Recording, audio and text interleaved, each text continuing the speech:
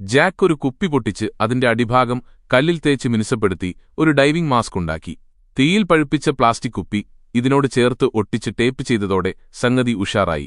വെള്ളത്തിനടിയിലെല്ലാം വ്യക്തമായി കണ്ടപ്പോൾ അവന് സന്തോഷമായി. 3 ദിവസത്തെ വിശപ്പിന് പരിഹാരമായി മീൻ പിടിക്കാൻ പോയ ജാക്ക് കടലിനടിയിൽ ഒരു പഴയ ബോട്ട് കണ്ടു. മീൻപിടുത്തം മറന്ന് ആ ബോട്ട് പൊക്കിയെടുക്കാൻ നോക്കിയെങ്കിലും അതിലെ വലിയ ഓട്ട കണ്ട് അവനൊന്ന് പതറി. പെട്ടെന്നൊരു ബുദ്ധി തോന്നിയ അവൻ തന്റെ കുന്തവും മാസ്കും ബോട്ടിനുള്ളിൽ വെച്ച് ഒരു കയറുപയോഗിച്ച് അത് കരയിലേക്ക് വലിക്കാൻ തുടങ്ങി. ശ്വാസം മുട്ടുന്ന വേദന സഹിച്ചും തളരാതെ പൊരുതി ഒടുവിൽ അവൻ ബോട്ട് കരയിലെത്തിച്ചു.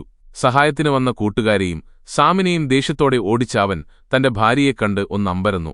ആരെയും വിശ്വസിക്കാതെ ബീച്ചിന്റെ മറുഭാഗത്തു കൊണ്ടുപോയി പ്ലാസ്റ്റിക് ബോർഡുകൾ വെച്ച് അവൻ ആ ഓട്ട അടച്ചു. ബോട്ട് റെഡിയായതോടെ പേടിച്ച സാം എൽസയെയും കൂട്ടി അത് മോഷ്ടിച്ച് കടന്നുകളയാൻ നോക്കി.